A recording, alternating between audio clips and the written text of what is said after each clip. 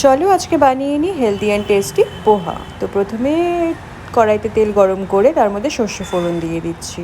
তো আমি তেল ইউজ করেছি সানফ্লাওয়ার অয়েল। তারপর একে একে পেঁয়াজ কুচি, আদা কুচি, লঙ্কা কুচি আর সাথে কিছুটা আলু দিয়ে এটাকে ভালো মতন ভেজে নিতে হবে। স্বাদ মতো চিনি, নুন আর হলুদটা দিলে অবশ্য কালারটা আসে, তোমরা চাইলে ওটা স্কিপ করতেই পারো।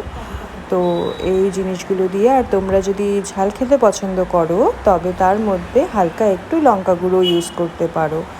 তারপরে আমি একটু এটাকে স্পাইসি করার জন্য জিরে আর ধনে গুঁড়ো অ্যাড করেছি। তো এটাকে দিয়ে ভালো করে সব জিনিসগুলোকে মিশিয়ে নাড়াতে হবে। এটাকে একটু হালকা ফ্লেমে ভাজতে হবে, মশলার সাথে সবজিটাকে ভালো করে ভেজে নিতে হবে। তো এই যে আমার ভাজাটা হয়ে যাচ্ছে। তো এটা হালকা ভাজা হয়ে গেলে তারপর আগে থেকে ভিজিয়ে রাখা পোহা মানে চিড়ে এটার উপরে আমরা ছড়িয়ে দেব।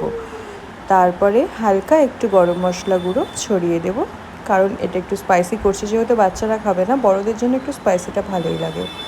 তারপর এটাকে ভালো করে নাড়িয়ে চাড়িয়ে মিশিয়ে নিলেই রেডি আমাদের গরম গরম হেলদি অ্যান্ড টেস্টি পোহা।